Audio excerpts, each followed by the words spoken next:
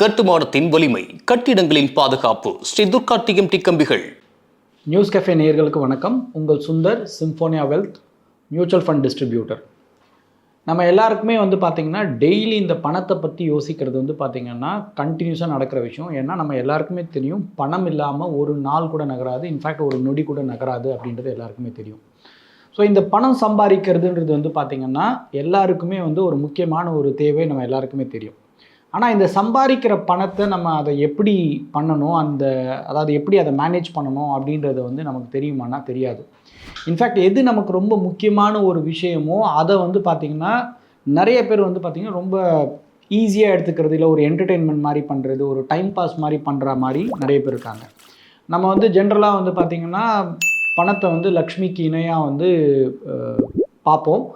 அந்த ஒரு கடவுள் மாதிரி பார்க்குற ஒரு விஷயத்தை பார்த்திங்கன்னா நிறைய பேர் சில நேரத்தில் உதாசீனப்படுத்திடுறாங்க. சில நேரம் பார்த்திங்கன்னா அதுக்கு கொடுக்க வேண்டிய மரியாதையை நம்ம கொடுக்கறதில்ல. அப்போது நேச்சுரலாக நம்ம ஒரு கடவுளாக வழிபடுற மாதிரி ஒரு பணத்தை நம்ம வச்சுருக்கும்போது அதை நம்ம எப்படி கையாளணுன்றதை ப்ளஸ் மரியாதையோடு எப்படி கையாளணுன்றது நமக்கு தெரியணும். ஏன் இதை நான் சொல்கிறேன் அப்படின்னு பார்த்திங்கன்னா, நிறைய பேர் பார்த்திங்கன்னா இந்த பணத்தை சம்பாதிக்கிற ஆசையில் பார்த்திங்கன்னா இந்த முதலீடுன்ற ஒரு இடத்துக்கு வரும்போது எதை பண்ணணும் எதை பண்ணக்கூடாதுன்னு தெரியாமல் நிறைய பேர் பண்ணிடுறாங்க. அண்ட் நம்ம எல்லாருக்குமே தெரியும், நிறைய பேர் பார்த்திங்கன்னா ஒரு ஃபினான்ஷியல் அசெட்டுக்குள்ளே வரும்போது நிறைய பேர் ட்ரேடிங்கில் தான் அவங்க வாழ்க்கையை தொடங்குறாங்க.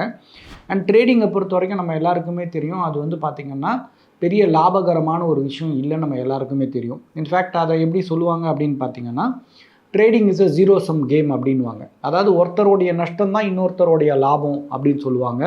ஸோ யாராவது ஒருத்தர் நஷ்டப்பட்டே ஆகணும், இன்னொருத்தர் தான், அப்போ தான் இன்னொருத்தர் சம்பாதிக்க முடியும். அப்போ ட்ரேடிங்ன்றது ஒரு ஜீரோ சம் கேம். அண்ட் நம்ம இந்த டேட்டாவை நிறைய வாட்டி பார்த்துருக்கோம். செபியோட டேட்டாவே என்ன சொல்லுதுன்னா, 193% ஆஃப் த மக்கள் பார்த்திங்கன்னா நஷ்டத்தை தான் ஏற்படுத்திக்கிறாங்க ட்ரேடிங் மூலமாக. அதனால் நீங்கள் ட்ரேடிங்கை தவிர்க்கணும் அப்படின்னு சொல்லி பல விதத்தில் பார்த்திங்கன்னா இன்வெஸ்டர் எஜுகேஷன் பண்ணிகிட்ருக்காங்க. அப்படி இருந்தும் நிறைய பேர் இந்த உடனடியாக பணத்தை சம்பாதிக்கணுன்ற ஒரு சின்ன ஆசையினால் ட்ரேடிங் மூலமாக போய்ட்றாங்க. அதுவே நீங்கள் ஒரு இன்வெஸ்ட்மெண்ட் ரூட்டில் நீங்கள் இன்வெஸ்ட்மெண்ட் பண்ண ஆரம்பிச்சிங்க அப்படின்னா அது ஜீரோ சம் கேம் கிடையாது. ஏன்னா உங்களாலையும் சம்பாதிக்க முடியும், என்னாலையும் சம்பாதிக்க முடியும். ஸோ இப்போ ஒரு அசெட்டில் நீங்கள் இன்வெஸ்ட் பண்ணும்போது ஜென்ரலாக நீங்கள் டைம் கொடுக்கும்போது நீங்கள் ஒரு ரியல் எஸ்டேட்டில் வாங்கி விற்று நீங்களும் பணம் பண்ணலாம். உங்ககிட்டேருந்து வாங்குறவரும் கொஞ்ச நாள் வச்சுருந்தா அவரும் அதில் பணம் பண்ண முடியும். அப்போது ஒரு சொத்துன்றது பார்த்திங்கன்னா வளர்கிறதுக்கு டைம் ஆகும். அப்போ அந்த டைம் லைனை நான் கொஞ்சம் புரிஞ்சுக்கிட்டு நான் கொஞ்சம் காத்திருந்தால் தான் அவராலையும் சம்பாதிக்க முடியும், என்னாலையும் சம்பாதிக்க முடியும். அதே மாதிரி ஒரு மியூச்சுவல் ஃபண்ட் மாதிரி ஒரு இன்வெஸ்ட்மெண்ட்டில் பார்த்திங்கன்னா நானும் சம்பாரிச்சிருக்கலாம், நீங்களும் அதே ஃபண்டில் இன்வெஸ்ட் பண்ணி லாங் டேர்மில் இருந்தீங்கன்னா நீங்களும் சம்பாரிச்சிருக்க முடியும்.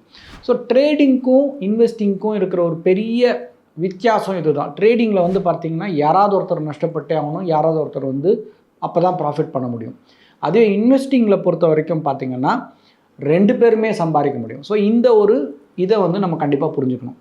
அதுக்கப்புறமா சில பேர் பார்த்திங்கன்னா பணத்தை நம்ம ஏன் சம்பாரிச்சிக்கிட்டே இருக்கணும், நமக்கு இருக்கிற பணத்தை வச்சே வாழணும் அப்படின்ற ஒரு மனநிலையில் இருப்பாங்க. அந்த மனநிலை நல்லதும் கூட. ஆனால் பணத்துக்கு பார்த்திங்கன்னா ஒரு கடமை இருக்குது. அந்த கடமை என்ன அப்படின்னா, பணத்தால் வளர முடியும் அப்படின்னா அதை நம்ம வளர வைக்க வேண்டியது நம்மளுடைய கடமை, இன்ஃபேக்ட் டியூட்டி அப்படின்னு நம்ம சொல்லுவோம்.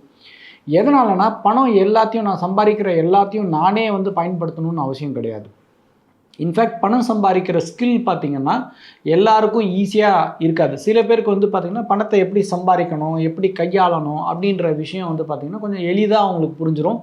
சில பேருக்கு அது எப்படி பண்ணணுன்னே தெரியாது.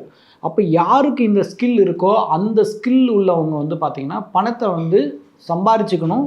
எல்லா பணம் சம்பாரித்ததையும் அவங்களே பயன்படுத்தணும்னு அவசியம் கிடையாது. ஏன்னா பணம் நிறையா சம்பாரிச்சிங்கன்னா அதுவும் பணத்தை சம்பாதிக்கிறதுன்னு நம்ம சொல்லும்போது நல்வழியில் அந்த விஷயத்தை நம்ம புரிஞ்சுக்கணும். நல்வழியில் பணத்தை சம்பாதிச்சோம் அப்படின்னா அது நமக்கு தேவை இல்லைனாலும் இந்த சொசைட்டிக்கு எங்கேயாவது ஒரு இடத்துல அது தேவைப்படலாம். ஸோ அதனால் உங்களால் நிறைய பணம் சம்பாதிக்க முடியும், அதாவது லீகலாக கரெக்டான வழியில் உங்களால் சம்பாதிக்க முடியும்னா கண்டிப்பாக பணத்தை சம்பாதிங்க. ஏன்னா சம்பாதிக்க வேண்டியது ஒரு கடமை. அண்ட் அந்த பணம் சொசைட்டிக்கு போச்சுன்னா அந்த சொசைட்டி மேலே வர்றதுக்கான வாய்ப்பு இருக்குது. ஸோ இதை நம்ம கொஞ்சம் தெளிவாக புரிஞ்சுக்கணும். அடுத்து பணத்தை பொறுத்த வரைக்கும் பார்த்திங்கன்னா பணத்தை இன்வெஸ்ட் பண்ணும்போது நீங்கள் உங்கள் பணமாகவே இருந்தாலும் நீங்கள் ஒரு ட்ரஸ்டி மாதிரி அந்த பணத்தை கையாளணும். எளிதாக நான் வந்து லாஸ் பண்ணுற மாதிரியோ இல்லை அதை ஒரு என்டர்டெயின்மெண்ட் மாதிரியோ இல்லை வந்து டைம் பாஸ் மாதிரியோ நான் வந்து பண்ணக்கூடாது. என்னுடைய பணமாக இருந்தாலும் கூட நான் வந்து அதுக்கு வந்து முழு பொறுப்பை எடுத்துக்கிட்டு ரொம்ப ஒரு ரெஸ்பான்சிபிளான ஒரு இன்வெஸ்டராக நான் வந்து இன்வெஸ்ட் பண்ணணும்.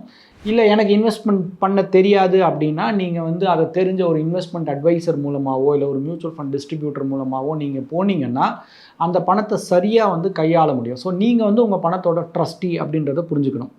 ஜென்ரலாகவே நமக்கு இந்த ஒரு மனநிலை இருக்குது. நான் வந்து சம்பளத்தில் வர பணத்தை வந்து பார்த்திங்கன்னா ஜென்ரலாக வந்து செலவு பண்ணுறதுக்கு கொஞ்சம் யோசிப்பேன். அதே எனக்கு ஒரு போனஸ் வருதுன்னு வச்சுப்போம், என்னோடய கம்பெனிலேருந்து ஒரு போனஸ் கொடுக்குறாங்க அப்படின்னா போனஸ் வந்த பணத்தை ஜென்ரலாக வந்து பார்த்திங்கன்னா நம்ம ஈஸியாக செலவு பண்ணிவிடுவோம். ஒரு 10,000 ரூபாய் வந்து சேலரியிலேருந்து வாங்க வேண்டிய ஒரு பொருளை யோசித்து வாங்குவோம். அதுவே 10,000 ரூபாய் போனஸ்லேருந்து வந்த பணத்தை வந்து உடனடியாக செலவு பண்ணி வாங்கிடுவோம். எதனால் அப்படின்னா இது வந்து பார்த்திங்கன்னா மென்டல் அக்கௌண்டிங் அப்படின்னு நம்ம சொல்லுவோம். பணம் ஒன்று தான், ஆனால் கஷ்டப்பட்டு சம்பாதிக்கிறது வந்து சம்பளம் மட்டும்னு நம்ம நினச்சிப்போம். ஆக்சுவலாக நீங்கள் கஷ்டப்பட்டு உழைச்சனால தான் உங்களுக்கு சம்பளமும் கிடைக்கிது, அதோடைய எக்ஸ்ட்ராவாக தான் போனஸும் கிடைக்கிது. அப்போது போனஸ்ன்றது வந்து ஈஸியாக வந்த பணமோ இல்லை ஃப்ரீயாக வந்த பணமோ கிடையாது. அப்போ நம்ம பணத்தை நம்ம வந்து கையாளும் போது ஒரே அணுகுமுறையோடு நம்ம பண்ணணும். ஏன் அப்படின்னு பார்த்தீங்கன்னா இந்த பணம் நமக்கு என்ன தரும் அப்படின்னு பார்த்தீங்கன்னா முதல்ல இந்த பணம் வந்து நமக்கு வந்து லைஃப்பில் ஒரு சாய்ஸை கொடுக்குது. இப்போ நான் வந்து ஒரு வேலையை வச்சிட்ருக்கேன்னு வச்சுப்போம்.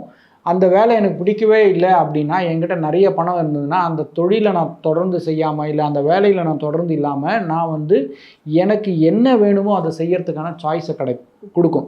ஸோ அதனால் பணம் வந்து நம்மக்கிட்ட இருந்ததுனா தான் அந்த சாய்ஸை பற்றி யோசிக்கவே முடியும். நம்ம எல்லாருக்குமே தெரியும், நம்மளை சுற்றி நிறைய பேர், இன்ஃபேக்ட் நம்மளே கூட இருக்கலாம், நாளைக்கு எனக்கு ஒரு வேலை இழந்துட்டேன்னா நான் வந்து எப்படி வாழ்வேன்னு நிறைய பேருக்கு தெரியாது. ப்ளஸ் இந்த வேலை வந்து ரொம்ப கஷ்டமான வேலையாக இருக்குது, இன்ஃபேக்ட் எனக்கு சுத்தமாக பிடிக்கல அப்படின்னாலும் நான் டெய்லி காலையில் எழுந்துச்சி நான் அந்த வேலைக்கு போய் தான் ஆகணும். எதனாலனா என்கிட்ட நிறைய பணம் இருந்தால் தான் எனக்கு வந்து லைஃப்பில் சாய்ஸே கிடைக்கும். ஸோ அதனால் பணம் வந்து நமக்கு ஆக்சுவலாக லைஃப்பில் சாய்ஸ் கொடுக்குது, அது ஒன்று. அடுத்தது பணம் வந்து பார்த்திங்கன்னா நமக்கு டைமையும் கொடுக்குது. இப்போது நான் வந்து 8 மணி நேரம் வேலை செஞ்சால் தான் எனக்கு வந்து வந்து ஒரு 50,000 ரூபாய் சம்பளம் கிடைக்குது. ஆனால் எனக்கு வந்து 50,000 ரூபாய் சம்பளம் தேவையில்லை, ஏன்னா எனக்கு ஆல்ரெடி வந்து ஒரு கார்பஸ் இருக்குது, அதுலேருந்து எனக்கு வந்து ஒரு 25,000 ரூபாய் என்னால் ஜென்ரேட் பண்ண முடியும்னா நான் இன்னும் ஒரு 25,000 ரூபாய்க்கு நான் வந்து வேலை செஞ்சால் போதும். அப்போ நான் 8 மணி நேரம் வேலைக்கு பதிலாக மேபி நான் ஒரு 3-4 மணி நேரம் வேலை செஞ்சால் கூட என்னால் அந்த 25,000 ரூபாவை சம்பாதிக்க முடியும். இன்றைக்கி நிறையா பேரோட பிரச்சனை வந்து ஒரு பக்கம் எப்படி ஒரு பணம் வந்து நமக்கு ஒரு முக்கியமாக இருக்கோ, இன்னொரு பக்கம் வந்து பார்த்திங்கன்னா டைம் வந்து ஒரு முக்கியமான ஒரு ரிசோர்ஸாக இருக்குது. சில பேர்னால் வந்து பார்த்திங்கன்னா ஒரு குழந்தையோட ஆனுவல் டே ஃபங்க்ஷனுக்கு கூட வந்து போய் அட்டென்ட் பண்ண முடியாது, ஏன்னா ஆஃபீஸில் லீவ் போட முடியாது, இல்லை பர்மிஷன் போட முடியாத ஒரு சூழ்நிலையாக இருக்கும். இல்லை வேறு ஏதாவது ஒரு ஊரில் வேலை செஞ்சிட்ருப்பாங்க, ஏதோ ஒரு முக்கியமான ஃபேமிலி ஃபங்க்ஷனாக இருக்கும், இல்லை ஏதாவது யாருக்காவது உடம்பு சரியில்லாமல் இருக்கும். அந்த நேரம் நான் வந்து போகிறதுக்கு சம்டைம்ஸ் என்கிட்ட டைமும் இருக்காது, பணமும் இருக்காது. சில பேர்கிட்ட வந்து பணம் இருக்கும், ஆனால் டைம் இருக்காது. ஸோ மொத்தத்தில் நம்ம எப்போவுமே வந்து பார்த்திங்கன்னா ஒரு நெருக்கடியான சூழ்நிலையிலே இருக்கும். அதுவே நம்ம பணத்தை ஓரளவுக்கு நல்லா சேர்த்து வச்சோம்னா நான் முன்னாடி சொன்ன மாதிரி நமக்கு லைஃப்பில் ஒரு சாய்ஸும் கிடைக்கும், ப்ளஸ் டைமும் வந்து நம்மளுடைய கண்ட்ரோலுக்கு வர்றதுக்கான வாய்ப்பு இருக்குது.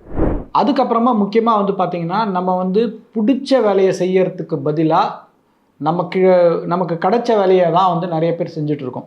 அப்போது நம்மக்கிட்ட பணம் கரெக்டாக இருந்ததுன்னா நம்மளுடைய பேஷனை நம்ம வந்து ஃபாலோ பண்ணுறதுக்கான வாய்ப்பு இருக்குது. ஸோ அதனால் முதல்ல பணம் சம்பாதிக்கும் போது அதை நான் எப்படி கரெக்டாக முதலீடு பண்ணணும்னு தெரியணும்.